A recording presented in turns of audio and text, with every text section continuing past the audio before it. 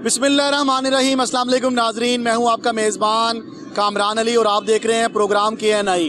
नाजरीन, आपको बताएं कि बढ़ती हुई महंगाई ने आम आदमी को शदीद परेशान कर दिया है। उसकी सबसे बड़ी वजूहात हमारे मुल्क पाकिस्तान में जो बनाई गई मुआशी पॉलिसियाँ हैं वो आवाम को आड़े हाथों ले रही हैं। अगर हम बात कर लेते हैं तनख्वाहों की, तो एक तरफ हम देखते हैं कि सेक्रेटेरिएट के सामने कसीर तादाद मुलाजमीन की मौजूद है और वो एहतजाज कर रही है। अगर हम आदमी से बात करते हैं तो वो भी यही कहता है कि जनाब मेरा गुजारा नहीं हो रहा, मेरे खर्चे पूरे नहीं हो रहे। इसी तरह अगर हम ब्यूरोक्रेट्स की बात करते हैं, ताजरान की बात करते हैं, तो वो भी महंगाई का शिकवा करते दिखाई देते हैं। तो हो क्या रहा है, मामलात क्या हैं, सूरत हाल किस जानिब जा रही है, क्या पाकिस्तान इस तरह ही चलेगा? अभी हाल ही में हमने देखा कि पंजाब के कुछ इलाकों में कुछ खुदकुशियां देखने में भी सामने आई हैं। अब चबुर्जी में भी एक शख्स था, उसने भी खुदकुशी की कोशिश की, जिसकी कोशिश में अपनी वो बाजू और टांग भी तुड़वा बैठा है। और भी लोगों के साथ बहुत से मसाइल नज़र आ रहे हैं। मगर क्या मुल्क पाकिस्तान जो है वो बेहतरी की जानिब जा रहा है, या हम कहीं आके रुक गए हैं, या हम मज़ीद जो है वो परेशानी का शिकार हैं और मज़ीद परेशानी की जानिब जा रहे हैं? आप बात कर लेते हैं अगर LWMC की, तो LWMC के जो मुलाजमीन हैं वो भी परेशान दिखाई देते हैं। महंगाई है और इस महंगाई के दौर में अगर आपके पास नौकरी ना हो तो यकीनन गुजारा बहुत मुश्किल हो जाता है। क्या सूरत हाल है? प्रोग्राम में आज हमारे साथ मौजूद होंगे रिजवान, जो कि ग्रीन एंड ग्रीन जो यूनियन है उसके जनरल सेक्रेटरी हैं। उनसे बात करेंगे, जानने की कोशिश करेंगे कि क्या हालात हैं, किधर LWMC जा रही है, सफाई के क्या इंतजाम हो रहे हैं। मगर आपको बताएं कि आज के प्रोग्राम में हम आपको हकीकत से आगाह करेंगे कि आखिर मुल्क पाकिस्तान में हो क्या रहा है। प्रोग्राम में मेरे साथ रहिएगा। नाज़रीन, हमारे साथ मौजूद हैं रिजवान, जो कि जनरल सेक्रेटरी हैं ग्रीन एंड क्लीन जो यूनियन है उसके LWMC में काफ़ी अर्सा से खिदमात सर अंजाम दे रहे हैं। इनसे जानते हैं कैसे हालात हैं, क्या मामला चल रहे हैं। अस्सलाम वालेकुम रिजवान, कैसे हैं आप? वालेकुम अस्सलाम। कैसे चल रहे हैं मामला? शुक्र, अल्लाह का शुक्र, बहुत ही फर्स्ट क्लास चल रहे हैं। बस वर्कर्स के चंद मसाइल हैं। हम अपने जो ग्रीन क्लीन लेबर यूनियन है वो खालिसन कॉन्ट्रैक्ट मुलाजमीन की फलाह बहबूद में अपना किरदार अदा कर रही है। हमने रिक्वेस्ट की ILO से, उन्होंने भी हमारी रिक्वेस्ट पर लब्बैक कहा। वेलकम करते हुए उन्होंने हमारे वर्कर्स को ट्रेनिंग दी और ट्रेनिंग पर उन्होंने हमें बहुत से पॉजिटिव जो आइडियाज़ थे वो दिए और महकमे ने भी जो है हमें अब एक्सेप्ट कर लिया है। मेरी बहाली भी हो गई है माशाल्लाह कोई 15-16 माह के बाद, और अब हालात बहुत बेहतर हैं। CO साहब ने भी हमारे साथ बहुत से जो वादे किए थे वो पूरे कर दिए हैं। हमारे वर्कर्स के सोशल सिक्योरिटी कार्ड जारी कर दिए गए हैं, जिससे ना सिर्फ हमारे मेडिकल के मसाइल हल हो गए हैं, इलाज मालजे के, हमारे अहलो व्याल के इलाज मालजे के, बल्कि हमें तालीम की सहूलियात भी उसमें मुयस्सर आ रही हैं। और बीमारी के दिनों में हमें ना सिर्फ छुट्टियाँ मिलती हैं बल्कि छुट्टियों के पैसे भी हमें दिए जाने लगे हैं। और उसके बाद अगर हम बात करें अपनी ड्यूटी की, तो ड्यूटी में भी हमें बहुत सी आसानियाँ दे दी गई हैं, लेकिन अभी बहुत सी गुंजाइश भी बाकी है। मगर आसानी हमें कर दी गई है। 3 शिफ्टों में काम है, हर शिफ्ट अपनी जिम्मेदारी के साथ ड्यूटी करती है। हमें चेक एंड बैलेंस के लिए HR ने अपने चेकर रखे हुए हैं, विजिलेंस टीम है और CO साहब खुद भी हमारे साथ फील्ड में आते हैं, हमें चेक करते हैं और हमारी हौसला अफजाई भी करते हैं। ना सिर्फ हौसला अफजाई करते हैं बल्कि नगद इनामात से भी हम वर्कर्स को नवाजते हैं। और हमारी रिक्वेस्ट पर ना सिर्फ सोशल सिक्योरिटी कार्ड जारी किए गए बल्कि उनको आइडेंटिटी कार्ड जो हमारे ड्यूटी कार्ड हैं वो भी अब बनाए जाने लगे हैं। रिजवान, मुझे बताइएगा, ये तो सारी तारीफ़ें हो गई, CO साहब की आप तारीफ़ें कर रहे हैं, चलें मान लेते हैं उनकी कारकर्दगी भी बेहतरी होगी जैसे आप बता रहे हैं। मगर ये बताएं, बाज़ औक़ात हमने देखा है कि बेचारे कुछ सेंट्री वर्कर सड़कों पे काम करते हुए अपनी टांग तुड़वा बैठते हैं, किसी हादसे का शिकार हो जाते हैं, मगर उनके साथ अदारा कोई ताउन नहीं करता, उल्टा उनको नौकरी से भी निकाल देते हैं। इसके ऊपर बताएं। सर, वो तारीफ़ नहीं मैं कर रहा, उनकी कारकर्दगी ही बयान कर रहा हूँ। जो उनके अंदर क्वालिटियाँ पाई जाती हैं वो मैं बयान कर रहा हूँ। अब देखें कि बेहतरी की गुंजाइश, मैंने कहा कि अभी बाकी है। ये बेहतरी की गुंजाइश है ना कि अगर हमारा कोई साथी डैमेज हो जाता है, एक्सीडेंट हो जाता है, जैसे ईद के दिन भी एक्सीडेंट हो गया, तो हम वहाँ पे बतौर नुमाइंदे अपने वर्कर्स के ग्रीन क्लीन लेबर यूनियन की हैसियत से मैं अस्पताल में, जना अस्पताल में गया हूँ। उनके साथी उसको वहाँ पर छोड़ आए थे, तो वो उसका इलाज जितना वहाँ से हुआ फिर वो घर शिफ्ट हो गया, अब सोशल सिक्योरिटी से इलाज करवा रहा है। जैसे जैसे बेहतरी की गुंजाइश होती है हम अदारे में अपनी ये बात करते हैं और वो हमारी सुनी जाती है, इसके ऊपर वो अमल दरामद करते हैं। अभी क्योंकि बेहतरी की गुंजाइश है, इसमें बेहतरी लाई जा रही है, सहूलत मरकज़ बन गया है। जो हमारे ऊपर वाले ZOs और इंचार्ज साहबान है, सुपरवाइज़र साहबान है, वो हम वर्कर्स की जो बात है वो आगे ऑफिस तक पहुंचाते ही नहीं। जैसे पिछले दिनों हम मीडिया पे भी ये बार बार बात कर रहे थे कि हमारी जो ख़वातीन है ज़चगी के दौरान उनको निकाल दिया जाता है। वो छुट्टी हमारा हक है कि हमारी बहनें जो काम के दौरान जिनको जचकी का मसला आ जाता है उनको हुकूमत छुट्टी दे, विद पे छुट्टी दे, उनको आराम दे, सहूलियात दे। तो उसके लिए अब उन्होंने हमें कहा है कि जो भी आपकी ऐसी जो ख़वातीन होंगी, आपकी बहनें होंगी, हम उनको छुट्टी भी देंगे और फैसिलिटेट भी करेंगे। और उनको वो उन्होंने रीस्टेट भी किया है। हमारे मरकज़ की क्या जिम्मेदारियाँ हैं? हम जो अपने जो हमारे मसाइल हैं वो सहूलत मरकज़ में जाके बताते हैं, वो एप्लीकेशन हमारी सबमिट करते हैं और उसके ऊपर फिर अमल दरामद के लिए हेड ऑफिस में भेज दिया जाता है। ये सहूलत मरकज़ जो है वो ठोकर वाली वर्कशॉप पे अभी भी मौजूद है। आप ये बताएं कि सेंट्री वर्कर का हादसा हो गया, आपके सामने भी वो केसेस आए थे जिसमें उस बेचारे को नौकरी से भी निकाल, क्या वो दोबारा बहाल हो गया?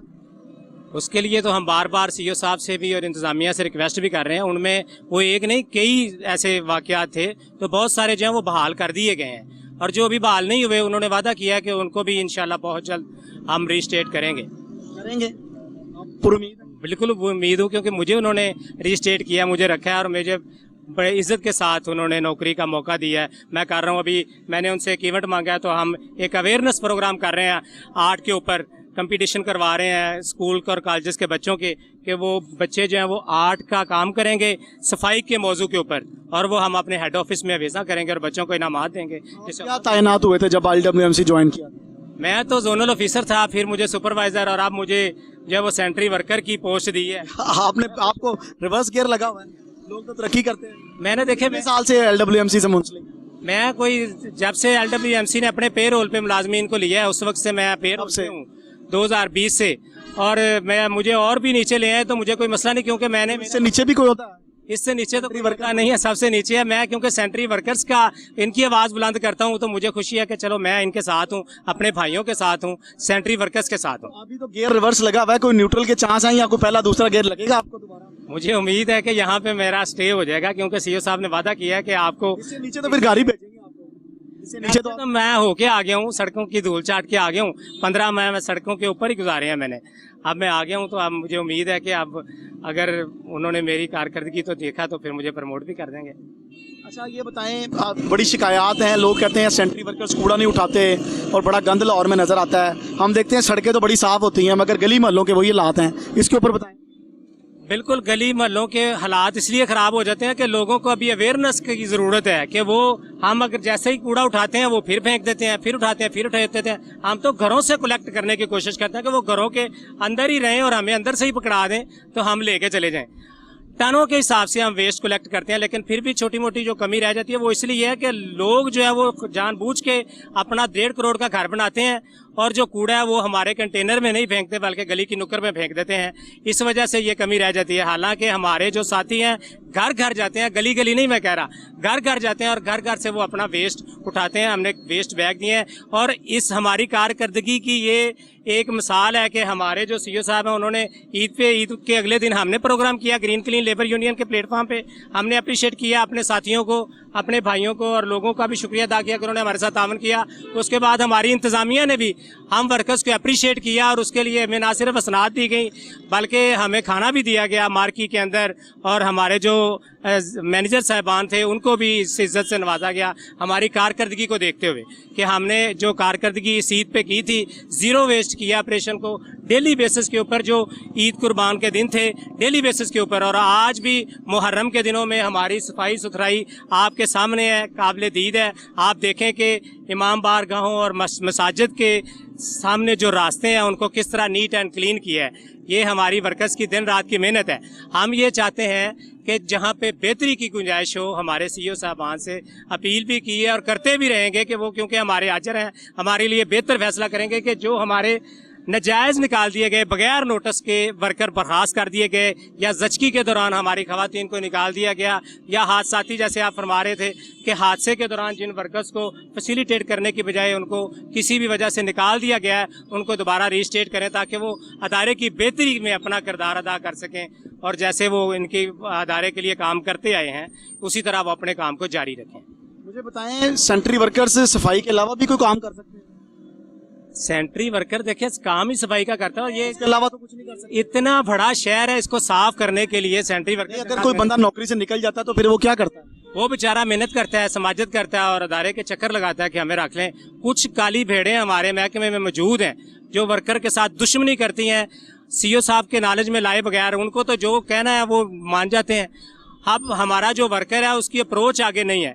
किसी जेडो को, इंचार्ज को या मैनेजर को किसी वर्कर की शक्ल पसंद नहीं है तो वो उसकी हाजिरियां काट के गैर हाजिरी की बिना पर उसके नौकरी से निकाल। पसंद होना जरूरी है, बिल्कुल से पहले शक्ल नहीं देखते, नकाब में रखते हैं, पहले शक्ल देख के रखते हैं। पसंद नापसंद की वजह से ही हमारे बहुत सारे वर्कर निकाल दिए गए, नहीं तो कोई वजह नहीं थी। ये जो नौकरी से निकले हैं जिनकी हम बात करते हैं वो गोश्त मुलाजम नहीं है। गोश्त मुलाजम की कभी हमायत भी नहीं की हमारे किसी साथी ने और ना ही करेंगे। हमारा ये मकसद है कि हम काम करने वाले जो हमारे साथी हैं उनके साथ अपनी जो हम बनता है हमारा फ़र्ज़ है उनकी आवाज़ बुलंद करें और सीओ साहब तक पहुंचाएं कि ये बिला वजह नौकरी से निकाल दिया गया है, इसको नौकरी पे दोबारा रखें। सेंट्री वर्कर जो नौकरी से निकाल दिया जाता है वो उसका तो कोई जरिया आमदनी नहीं है, कुछ काम वो कर नहीं सकता, तो उसके घर का चूल्हा कैसे चलता है? यही तो बात परेशानी वाली होती है कि उसके पीछे आप एक वर्कर निकालते हैं, उसके पीछे पूरा खानदान मुतासर होता है, उसके बीवी बच्चे, उसके वालिदैन, वो सारे मुतासर हो जाते हैं। और जो सेंट्री वर्कर है बेचारा जो झाड़ू का काम करता है उससे और कोई काम होता भी नहीं, क्योंकि उसने सारी जिंदगी यही काम किया है। और बल्कि कई हमारे वर्कर हैं जो 10-10 साल से दायरे की खिदमत कर रहे हैं और दादा परदादा से यही काम करते चले आ रहे हैं, वो खिदमत ही कर रहे हैं और उनकी खिदमत को यूं नजरअंदाज कर दिया जाना ये बड़ा जुल्म है। डिपार्टमेंट से भी बंदा निकाला है एडमिन सेक्शन में से, जैसे मैं देख रहा हूँ बिलाल अशरफ साहब इतने अरसे से काम कर रहे हैं, अनीस संजुआ साहब हैं और भी काफी लोग हैं, मैं नाम नहीं ले रहा, वो इतनी अरसे से काम कर रहे हैं, उनको तो कभी नहीं निकाला। क्या अब उन्होंने कभी कोई उन्होंने गलती नहीं की या कभी उन्होंने कोई ऐसा काम नहीं किया कि उनकी इंक्वायरी लगे या उनको निकाला जाए? सर वो झाड़ू तो नहीं मारते ना, जब भी झाड़ू मारना कोई गुनाह है? बहुत गुनाह है झाड़ू मारना, बहुत बड़ा गुनाह। मसला है ना कि लोग भी अच्छा नहीं समझते और ऑफिस भी इसी तरह। हम क्योंकि इसको नहीं पता कि ऑफिस वाले झाड़ू हाथ में नहीं पकड़ सकते। कभी जब इनके ऊपर कोई 2-4 बड़े बंदे भी निकल गए हैं, लेकिन हमेशा जब पानी नीचे वाली जगह पे आता है ना, नीचे ही आता है। लेकिन मुझे बताएं कोई सीओ या कोई ऐसा बंदा झाड़ू पकड़ के सफाई कर सकता है? ये तो देखें समझने की बात है, हम तो यही बात उनको समझाए ना। आप आवाम आपको देख रही है, बताएं। कॉन्ट्रैक्ट मुलाजमीन जो है अफसरान को कभी निकाला है इन्होंने? एडमिन सेक्शन में से कभी बंदे निकाले? वो अब आप देखते हैं 1000 निकाल दिया, कभी देखते हैं 500 निकाल दिया, कभी 86 निकाल दिया। वो हमारी दस्तरस में नहीं अगर होता तो हम जरूर ये सजेस्ट करते कि अगर हमें सुना जाए तो हम भी ये कहें कि जो सेंट्री वर्कर आपने निकाले थे 328 वर्कर, अगर वो गोश्त थे तो जो इनकी हाजिरी लगाते हैं, जो इनको पाल रहे थे 7 साल से, उनको क्यों नहीं निकाला? उनको भी निकाला जाना। यही मेरा सवाल है। यही बेहतरी की गुंजाइश है कि आप उनको भी निकालें, जो इनके रखने वाले हैं, जो जिम्मेदार हैं, उनका भी तयन होना चाहिए कि इनको 2, 4, 6, 7, 10 साल से जो काम कर रहे थे, अगर ये गोश्त थे तो उस दिन से जिस दिन इनकी अपॉइंटमेंट हुई उस दिन से लेकर आज तक इनका हिसाब किया जाए कि ये जो तनख्वाहें ले रहे थे वो क्यों ले रहे थे। जो 328 निकले थे उनकी उस माह की भी तनख्वाह उस वक्त के सीओ अली नान कमर साहब ने जारी की थी कि इनकी तनख्वाह जो है वो जो इनकी बनती है, जो इन्होंने काम किया वो दे दें। लेकिन कानूनी तकाजे जो हैं वो पूरे नहीं किए जाते। जब हमें किसी वर्कर, हम ये नहीं कहते कि वर्कर को निकालें ना, जो गलत है, जो नहीं काम करता उसको निकालें, लेकिन एक्सप्लेनेशन लेटर दें, जो तरीकाकार है उसको अपनाएं। जो इंटरनेशनल लाज हैं, जो नेशनल लाज हैं, जो हमारे आइन में शामिल है कि आप किसी वर्कर को शोकाज जारी करें, एक्सप्लेनेशन लेटर दें, वो आके आपको बात सुनाए कि उसके ऊपर कोई इतराज़ है तो वो इतराज़ को दूर करे। जो हमारा साथी जिसको निकालना मकसूद है आप उसको निकालें, मगर निकालें इस तरह कि कानूनी तकाजे पूरे किए जाएं। उसको शोकाज जारी करें, उसको एक्सप्लेनेशन लेटर दें, उसको टाइम दें, उसको बुलाएं, उसको सुने, उसको अपनी सफाई का मौका दें।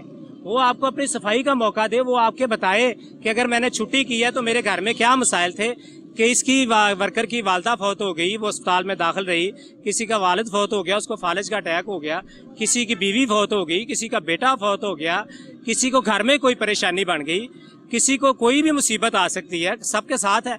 अगर वो 10 दिन नहीं गया तो मैनेजर साहबान या जेडो साहबान जो है हमारे, उसको खड़ा नहीं करते कि आपने 10 दिन छुट्टियां की, अब आप जाएं, आपकी छुट्टी है, और उसकी पक्की छुट्टी हो जाती है। हम ये कहते हैं कि ये जो हमारी ग्रीन क्लीन लेबर यूनियन है, ये कॉन्ट्रैक्ट मुलाजमीन के तहफ़्फ़ुज़ के लिए हमारा यही तहफ़्फ़ुज़ बनता है कि हम उनकी बात को आगे पहुँचाएँ। ये बात करें कि सीओ साहब से मैंने ये बात की भी है, उन्होंने बात सुनी है, उन्होंने कहा है कि हम इस तरह इंशाल्लाह वर्कर्स को जो नाजायज़ निकालेंगे उनको वापस लाएंगे। कानूनी तकाजे पूरे करके उसको निकाल दें, उनको नोटिस दें महीने का, 2 महीने का, ताकि वो आगे अपनी नौकरी का बंदोबस्त भी कर लें। अब नौकरी का तो आगे नौकरी कितनी मुश्किल है, बेरोज़गारी है। हम पिछले 10 साल से 12 साल से जब से ये कंपनी बनी है, माज़ वजूद में आई है, उस वक्त से लेके आज तक मिनिमम वेजेस पर काम कर रहे हैं। हमारा ये हुनर है सफाई का काम करना। हम जो क्लीनिंग करते हैं, सफाई करते हैं, ये हमारा हुनर है। हमें हुनरमंद भी कंसीडर नहीं किया जाता। गुफ्तगू का सिलसिला यूं ही जारी रहेगा। कुछ और दोस्त भी इनके साथ मेरे साथ मौजूद हैं। वापस आते हैं एक ब्रेक के बाद, मेरे साथ रहिएगा।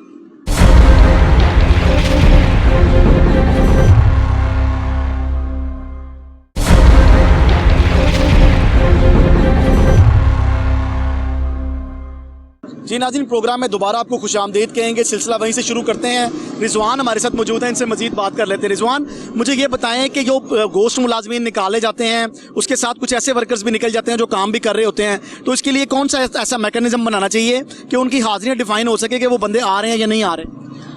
हम ये सीओ साहब से रिक्वेस्ट कर भी चुके हैं, मजीद भी करेंगे कि आप नज़रसानी करें इस फैसले के ऊपर कि जो आपके पास रिपोर्ट आए आप वर्कर्स को बुलाएं, आप उनको सुने। अगर वो आपको लगे कि ये गोश्त मुलाजम है, काम नहीं करता, या ऐसी उसकी सूरत हाल है कि काम की ज़रूरत नहीं है, तो आप उसको शोकाज दें कि भाई काम करो, वार्निंग करें। अगर नहीं करता तो फिर उसको निकाल दें। और शफाफियत का कोई इस तरह का मैकेनिज़्म होना चाहिए कि जो इनकी दरख्वास्त में हो। जैसे हमारे अदारे ने अब जो एक मीडिया सेल बनाया है, कंट्रोल रूम बनाया, उसमें सब की हाज़िरी वॉच हो रही है। इसको मज़ीद बेहतरी की गुंजाइश इसमें बाकी है कि जो ऐप है वो चलती नहीं है हम सुपरवाइज़र से। बहुत सारे सुपरवाइज़र अनपढ़ हैं और जो पढ़े लिखे लोग हैं वो वर्कर के तौर पे काम कर रहे हैं। जेडो बहुत सारे सेंट्री वर्कर हैं जिनको एडिशनल चार्ज दिया गया है, और बहुत सारे ऐसे हमारे मंजूर नज़र जेडोज़ हैं जिनके पास मॉर्निंग और इवनिंग दोनों चार्ज हैं। उसके ऊपर भी नज़रसानी होनी चाहिए कि 16 घंटे एक बंदा जब काम करता है तो फिर कमी कुताही रह जाती है। फ्रेश काम है कि आप सुबह एक बंदे की ड्यूटी 8 घंटे है तो वो पूरी करे दयानतदारी के साथ। उससे अगर डबल ड्यूटी होगी तो फिर उससे कुताही रह जाएगी। तो ये सीओ साहब अपने हाथ में लें, कंट्रोल रूम को चेक करें, वर्कर्स को चेक करें। जैसे ये चेक करते हैं, ऑपरेशन में जाते हैं, सीईओ साहबान भी जाते हैं, डिप्टी जो जीएम हमारे हैं वो भी जाते हैं, मैनेजर साहबान भी फील्ड में होते हैं। फिर मेरे ख्याल में इतनी चेक एंड बैलेंस के बाद ये गुंजाइश नहीं निकलती कि जो हमारे साथी इसमें गोश्त हैं, गोश्त मुलाजम कैसे रह गए कि जब उसके ऊपर सीईओ साहब खुद भी चेक कर रहे हैं, वक्तन फ़वक्तन फील्ड में जाते हैं, ऑपरेशन में डिप्टी साहिबान भी हैं, और उसके बाद जीएम डिप्टी जीएम साहबान, मैनेजर साहबान, इंचार्ज साहबान, सुपरवाइज़र साहबान, इतने एक सेंट्री वर्कर को अगर 8 बंदे चेक कर रहे हैं तो फिर गोश्त मुलाजम रहने की कोई गुंजाइश बाकी नहीं रहती। हाँ, अगर कोई इस तरह का बंदा है जो पूरा महीना हाजिर नहीं हुआ तो उसको एक्सप्लेनेशन लेटर दिया जा सकता है, उससे शोकाज जारी किया जा सकता है, उसको बुला के सुना जा सकता है कि भाई अगर आप काम नहीं करना चाहते तो फिर हम कोई बंदा और हायर कर लेते हैं और आप घर को जाएं।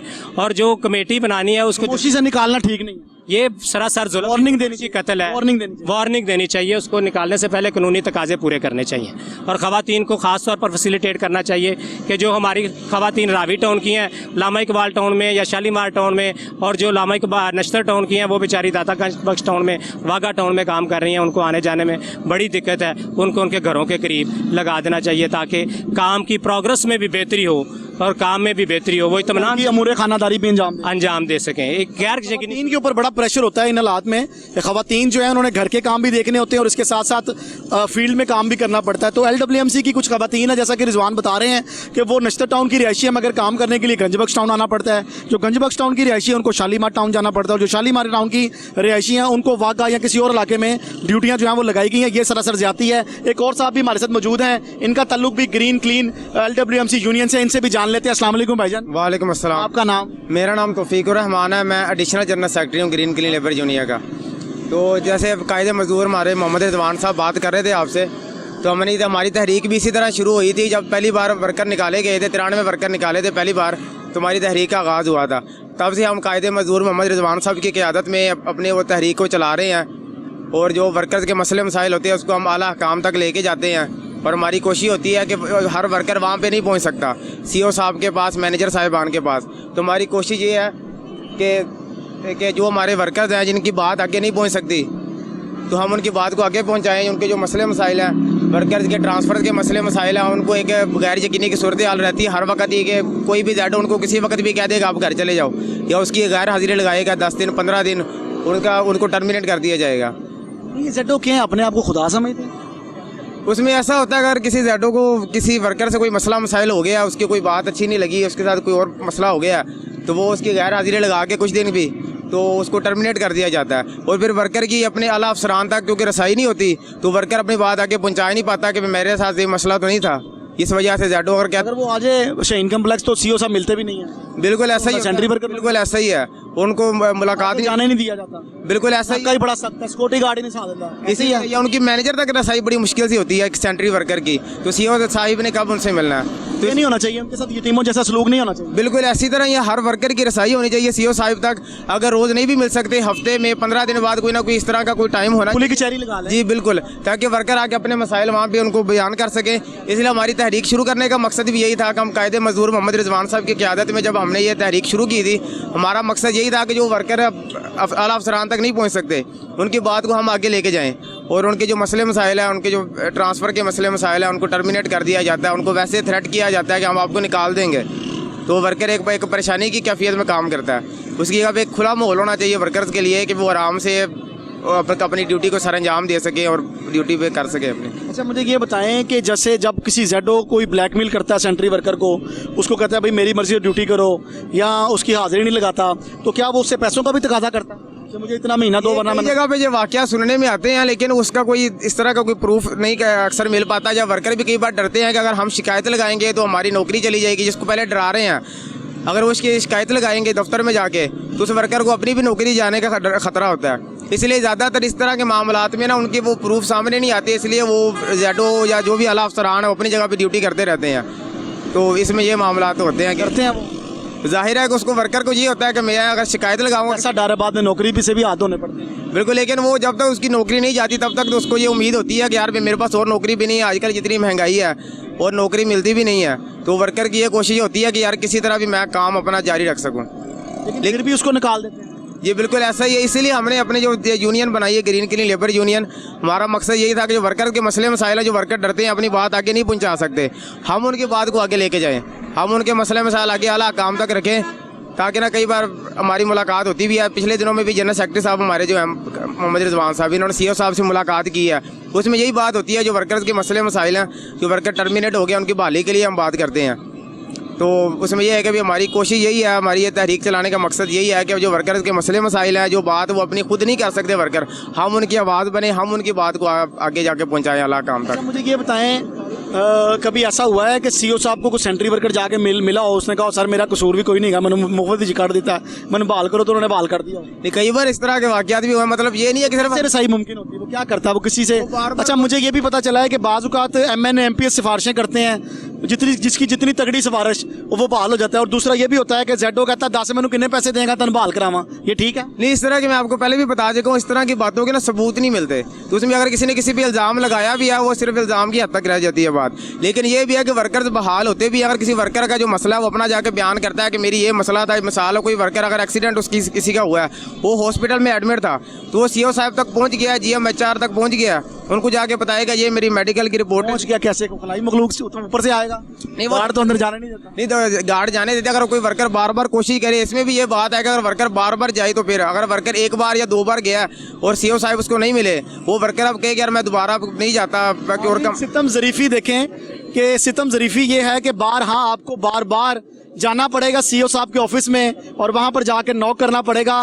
बादशाह सलामत का दरबार, अगर बादशाह सलामत बैठे हुए और उनका मूड अच्छा हुआ तो यकीनन वो अपने वर्कर से ज़रूर मिलेंगे। गुफ्तगू का सिलसिला जारी है और भी इनसे मजीद जान लेते हैं। भाईजान मुझे ज़रा बताइएगा कि ये बादशाह सलामत जो हैं आपके सीओ साहब, ये मूड होता है इनका मिलने का या हर वक्त मिल लेते हैं? नहीं, उनकी मसरूफियत की बात होती है, मूड तो हम नहीं कह सकते, उनकी मसरूफियत होती है। ज़ाहिर है अगर वो सीओ हैं एक LWMC के, पूरे लाहौर में जो मामलात हैं उन्होंने देखने होते हैं, तो उनकी मसरूफियत हम कह सकते हैं कि वर्कर अगर बार बार कोशिश करेगा तो उनसे रसाई भी मुमकिन हो जाती है और वर्कर बहाल भी हुए हैं। अगर ये बात नहीं है कि सिर्फ वर्कर को निकाला जाता है, उनको बहाल भी किया जाता है। जो वर्कर अपना मसला जाके वहाँ पे बयान करते हैं, और अब हमारे कायदे मजदूर मोहम्मद रिजवान साहब ने भी कितने वर्करों की आवाज़ वहाँ पे पहुँचाई है और उनके मसले हल हुए हैं। उनके ट्रांसफ़र का मसला था वो हल हुआ है, वर्करों को दोबारा बहाल किया गया, उनकी बात सुनी गई है। कई वर्करों की सैलरी का मसला बन जाता है, सैलरी किसी वजह से मिस हो जाती है, वो मसला उनका हल होता है। तो ये बात नेगेटिव बात नहीं है सिर्फ कि भी बात नहीं सुनी जाती है, सिर्फ वर्कर निकाले जाते हैं। पॉजिटिव बात भी इसमें है कि भी वर्कर के मसले हल भी होते हैं अगर वहाँ तक रसाई मुमकिन हो जाए तो। जेडोस की जो मीटिंग है वो कितनी ज़रूरी है? सीईओ साहब जेडोस को, सारे जेडोस को बुला के महीने में एक मीटिंग करें, उनसे पूछे, या ये कितना ज़रूरी है कि जितने वर्कर्स उनके नीचे काम कर रहे हैं उनके साथ एक ग्रुप फोटो बना के सीईओ साहब को दिखाया जाए कि सर ये देखे बंदे आ रहे हैं, बोगस नहीं है हमारे पास। यानी हाजिरी वाला मामला तो ये डेली बेसिस पे है, डेली हाजिरी इनकी भी लगती है और आउट की भी लगती है। लेकिन हाँ ये है कि भी इस तरह का कोई इंतजाम होना चाहिए कि सीईओ साहब वर्करों से मुख्तलिफ जगह पे जाके या वर्करों को अपने पास बुला के उनकी बातें, उनके मसले मसाइल सुने, डायरेक्ट उनके साथ रब्ता हो, बजाय कि वो जेडो के थ्रू उनसे बात करें या मैनेजर के थ्रू करें, वो डायरेक्ट बात करें, उनके मसले मसाइल सुने।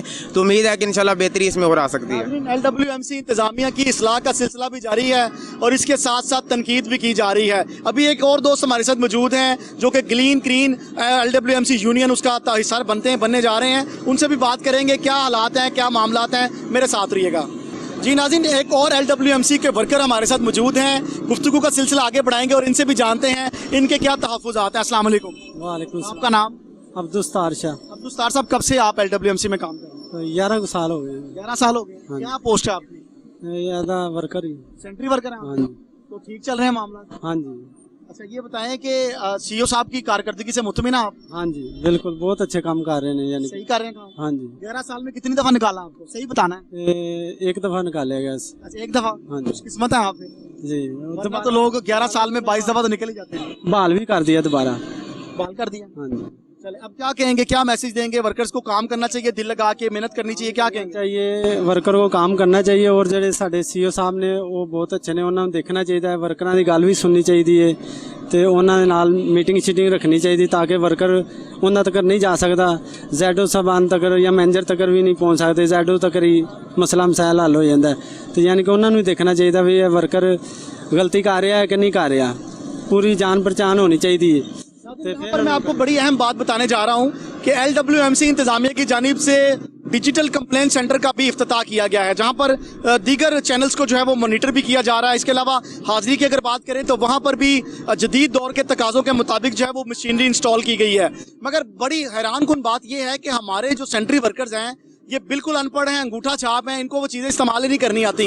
ये भी शिकायत देखने में आ रही हैं कि जो हाजिरी का बटन है वो नहीं दबाते, जो आउट का बटन है वो दबा देते हैं, बाज़-औक़ात ग्रीन की बजाय रेड को दबा देते हैं। तो ये भी मामला देखने में सामने नजर आ रहे हैं, जबकि यहाँ पर अवेयरनेस की भी जरूरत है। अगर वो लोग पढ़े लिखे नहीं हैं तो कंपनी को चाहिए उसके जो पढ़े लिखे नौजवान हैं वो उनको ट्रेन करें। ट्रेनिंग जो है वो सेशन का हिस्सा होनी चाहिए। जिन लोगों को ट्रेनिंग दी जाएगी वो दोबारा गलती नहीं करेंगे। तमाम तरक्की याफ्ता जो ममालिक हैं वहाँ पर ऐसे ही होता है कि जो लोग ट्रेन नहीं है उनको ट्रेन किया जाता है, फिर फील्ड में भेजा जाता है। और इसी की वजह से जो है वो सफाई करने के जो इंतजामात हैं उस पर भी इन लोगों को ट्रेन करना होगा ताकि हादसात में भी खौतर का कमी वाक़या हो सके। कुछ और शहरी भी यहाँ पर हमारे साथ मौजूद हैं, उनसे भी बात कर लेते हैं, मेरे साथ रहिएगा।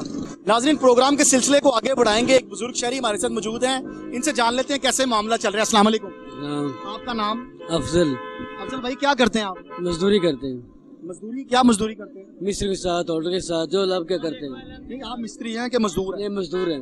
मजदूर हैं। और सामने देखें कैमरे में, लोग आपको देख रहे हैं। मुझे बताएं मजदूरी कितनी दिहाड़ी मिलती है आपको? 1300 मिलते हैं। 1300 रुपया? तो आज इधर खड़े हैं, मजदूरी नहीं मिली आज आपको? नहीं यार, काम करके हैं। काम करके तो फिर इधर क्यों खड़े हैं? बस वैसे ही खड़े हैं, वैसे एंजॉय कर रहे हैं? हाँ। अच्छा, रोजाना दिहाड़ी लग जाती है या हाँ, कभी नहीं भी लगती? लग जाती है। अच्छा, महीने कितने में बच्चे कितने हैं आपके? 3 बच्चे हैं। इधर लाहौर के रहशी हैं अफजल साहब? नहीं, बुखाड़ा से। उकाड़ा से हैं। तो अफजल साहब, महंगाई कितनी असरअंदाज हुई आपकी जिंदगी को? ये अभी होनी हुई है, पहले दिन ही थी मैं। हाँ, पहले तो दिहाड़ी भी कम थी, 800 थी, अब 1300। नहीं, अब 3 साल में 1300-1200 दिहाड़ी है। अब 1300 है। हाँ, कितनी होनी चाहिए आपके ख्याल से? बस 1300, 200 हो जाए, 1500 हो जाएगी। 1500 हो जाए फिर ठीक है, वहाँ गुजारा हो जाएगा। फिर गुजारा हो जाएगा। हाँ। मेरा जाती ख्याल है, मेरा नाज़रीन मेरी जाती सर्वे ये कहती है कि 2000 रुपये रोजाना जो है वो अगर दिहाड़ी हो तो फिर हालात सही चलते हैं। यार आप कुछ किस्मत है, 1500 कह रहे हैं। बस दिहाड़ी लगी रहे अच्छा ही होता है। सब मिलती रहे, बस मिलती रहे, हमें जार मिले को अच्छा होता है। जनाब मिलेगा मम्मा फारग है, मिल जाए जार बोल लग जाती है, लगनी चाहिए। ये ख्वाहिशात है नाज़रीन इन मजदूरों की। ये जैसे मैंने पहले भी बताता हूँ आपको, पहले भी मैंने कई दफ़ा तस्करा किया है कि इन लोगों की जो ख्वाहिशात है ना वो बहुत बड़ी बिल्डिंगें बनाना नहीं है, बहुत लंबी चौड़ी गाड़ियाँ खरीदना भी नहीं है, ना महल बनाना है, ना कोई प्रॉपर्टियाँ बनाना है, ना प्लाजे बनाना है। क्या ख्वाहिश है उनकी? 1300 दिहाड़ी या 1500 हो जाए, 1500 भी ना हो चले, 1000 ही हो जाए, लेकिन रोजाना लगती रहे। ये क्या सवाल है और क्या जवाब इन्होंने मुझे दिया है। मैं हैरान हूँ इस बात के ऊपर कि आम आदमी जो है वो इस कदर परेशानी का शिकार है। वो कहता है 1000 की लगे मगर रोज लगे, कभी ये ना हो कि भी आज नहीं लगी तो मेरे बच्चे खाना कहाँ से खाएंगे। हाँ ये तो है। ये परेशानी है। हाँ ये रोजाना लग जाए बेहतर है, ना लगे खाना कैसे खाएंगे। ऑटो वाला चाय भी नहीं पिलाता, 60 की चाय है, 25 की रोटी है, 25 का नान है।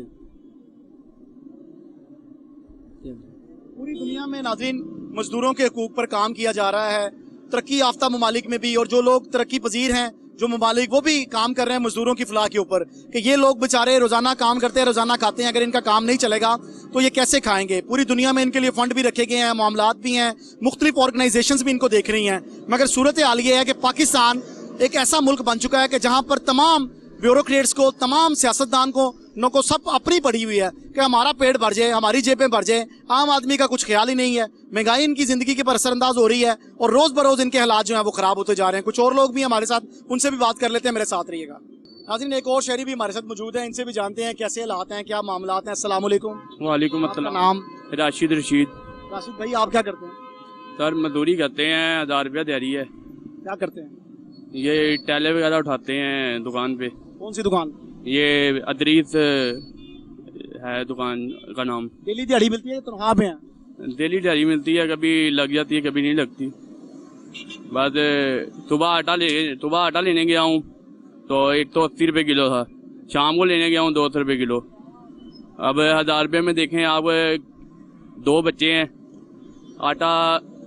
किलो आटा बहुत मुश्किल एक टाइम में मैनेज होता है। तो घी भी आपके सामने ही है, सारा कुछ आपके सामने ही है।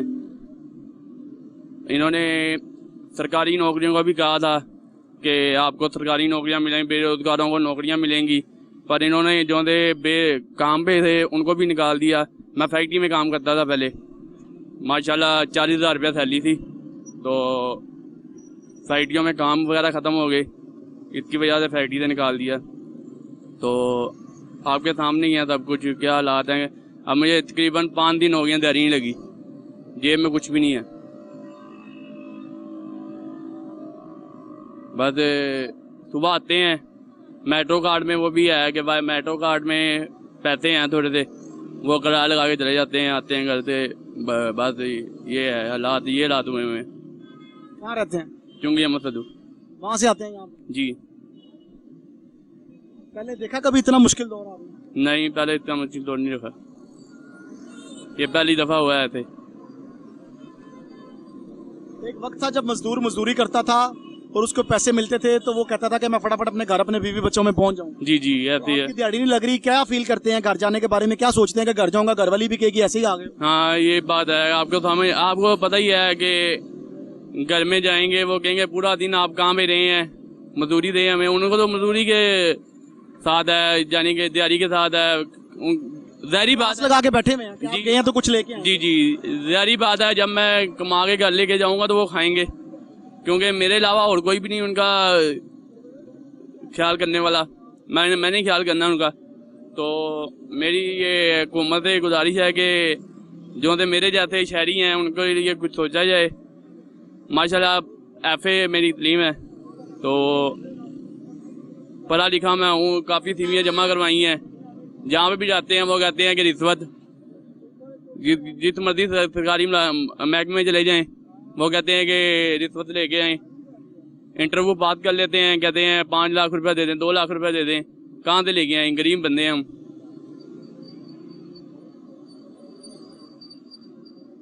नाज़रीन ये सूरत हाल है यहाँ पर महकमों की कारकर्दगी की अगर बात करें तो रिश्वत के बगैर आप कहीं पर भी जो है वो नौकरी हासिल नहीं कर सकते। बहुत बड़ा आलमी है हमारे साथ। राशिद जो है वो चुंगी अमर सिद्धू का रिहायशी और यहाँ पर फिरोजपुर रोड पर एक टाइल वाली दुकान पे काम करता है। अगर कस्टमर आ जाए तो टाइलों के कार्टन जो है वो लोड और अनलोड करने होते हैं रिक्शा में, पिकअप में, और फिर इसको 1000 रुपया दिहाड़ी मिलती है। लेकिन 5-6 दिन से इसका काम भी नहीं चल रहा। घर में फाकों की सूरत हाल है। आटा सुबह लेने जाएं तो 180, शाम को लेने आए तो 200 रुपये किलो। यहाँ पर मैं बात करूंगा deputy commissioner Lahore madam Rafia Haider की, जिनकी जिम्मेदारी है शहर लाहौर में प्राइस को कंट्रोल करना, मजिस्ट्रेट की निगरानी करना, मगर वो क्या कर रही हैं? उनका काम सिर्फ और सिर्फ दौरे करना है। उन्होंने अवाम को इस माफिया के हाथों लुटने के ऊपर छोड़ दिया।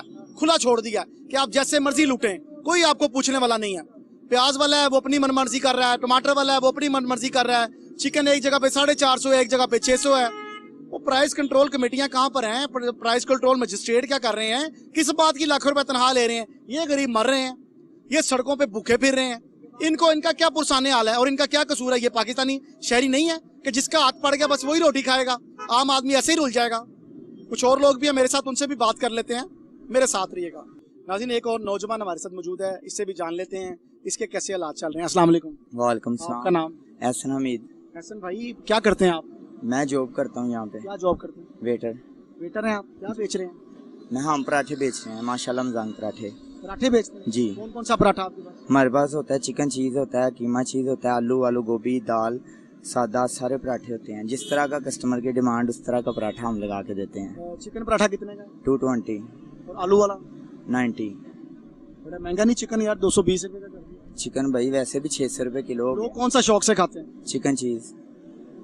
चिकन चीज नुकसानदेह नहीं है सेहत के लिए? नहीं भाईजान, आप भी तो खाते हैं, हेल्दी हैं। मैंने तो नहीं खाना। ऐसा तो मैं तो नहीं खाता। अभी आपने भी खाना है। मैंने नहीं खाना। अच्छा चलें, एहसन भाई कितनी दिहाड़ी मिल रही है? मेरी 24,000 सैलरी है। ठीक है। शादीशुदा है? यस। कितने बच्चे? 2। मैनेज हो रहा है?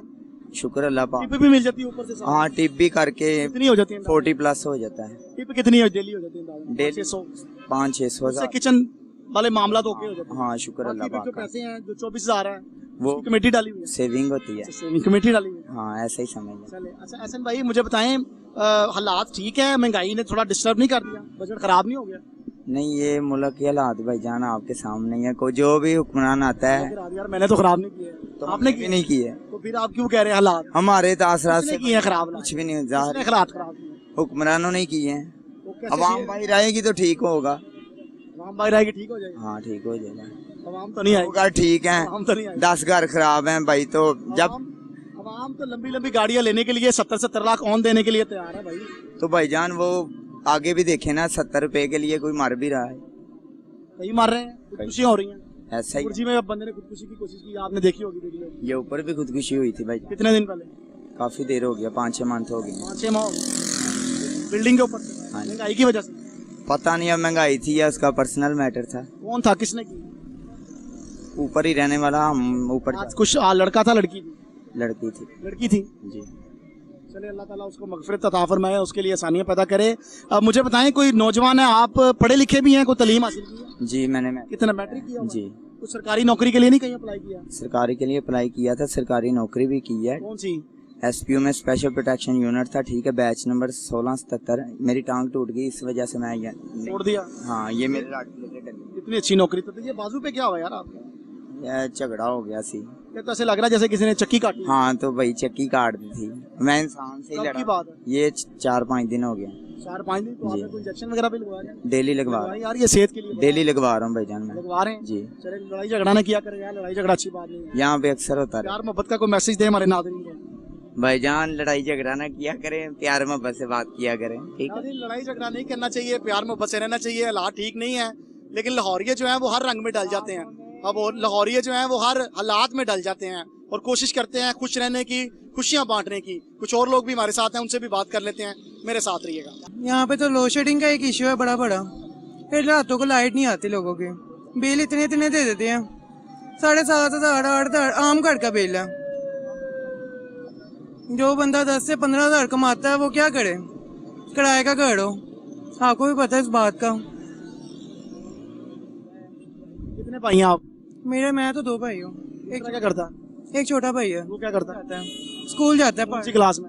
वो 2 में है। 2 में? हाँ जी। अच्छा, वालिद क्या करते हैं? वो खरात का काम करते हैं। किचन वही मैनेज कर रहे हैं कि आप भी वही कर रहे हैं। साथ आप भी थोड़ी बहुत? हाँ जी, तो मुझे नहीं लगता कि आप पढ़ेंगे आप, क्योंकि आप समझदार हो गए। ऐसा ही है। ऐसे ही है? हाँ जी, मेरे से पहले ये होता था कि पढ़ाई जो थी वो समझदार लोग करते थे, ऐसा ही है। लेकिन अब जो लोग कमाई कर रहे हैं वो समझदार हैं। हाँ जी, ऐसे ही है? बिल्कुल ऐसा ही आपने है। देखा यार, हालात जो है ना वो पढ़ाई वाले नहीं है। पढ़ लूंगा, डिग्री हासिल कर लूंगा, फिर भी धक्के ही खाऊंगा। ऐसा ही है भाई, ऐसे नहीं होंगे, 5 लाख नहीं होगा तो नौकरी नहीं मिलेगी। ऐसा ही है भाई। ऐसे ही है, बिल्कुल हर ऐसा। जगह पे तो दुकानदारी है। हाँ जी, क्या तो आपने कहा यार अपनी दुकान बना लो, ये बेहतर है? हाँ जी, ये बेहतर है। बेहतर फैसला यही है भाई, अपना कर लो, किसी के पास करने से बेहतर है। तो क्या आपको देगा? मुझे आपकी बातों में ना बड़ी मायूसी लगी। बस वैसे ही अभी थका थका जो आया हूँ, कहाँ से आए हैं थके हुए? अभी घर से आया हूँ। घर से आते थके थके? अभी यहाँ से गुजरा हूँ, अब यहाँ पे खड़े थे। अच्छा ठीक है। हाँ जी। तो थक गए हैं चल चल के? नहीं, बस वैसे ही यार भाईजान, आपकी आवाज में भी मायूसी है और लहजे में भी थकावट है। बस वैसे ही। अल्लाह आपके लिए आसानियां पैदा करे। आमीन। नौजवानों को क्या पैगाम देंगे आप? बस यही कि भाईजान को इंसाफ कायम करें पाकिस्तान में। बस ये डिग्रियां भाईजान कुछ भी नहीं है आज के टाइम पे, मेहनत करें। यार आप बहुत प्यारे बच्चे हैं नाज़रीन, बहुत अच्छा नौजवान है और बड़ी खूबसूरत बातें कर रहा है। मुझे ये बताएं, अगर आप पढ़ जाते, हाँ जी। फर्ज करें आपने कोई अच्छी डिग्री ले लेते, तो फिर आगे क्या सोचा हुआ था कि अब जब बंदा स्कूल में होता है ना तो उसको बड़ो ख्वाब आ रहे होते हैं, मैट्रिक के बाद ख्वाब थोड़े कम हो जाते हैं। हाँ जी, ऐसा ही है। क्या सोचा था उस वक्त? भाईजान 2016 में तो यही सोचा था कि वकील बनेंगे, मगर आगे जाके पता चला कि कोई वैल्यू ही नहीं है किसी चीज की यहाँ पे, वकीलों की तो बहुत वैल्यू है। मगर पढ़ाई की कोई वैल्यू नहीं है। तो अब क्या सोचा आपने, स्टोर अपना बनाना आगे चल के? हाँ जी, इंशाल्लाह कोशिश भी यही है।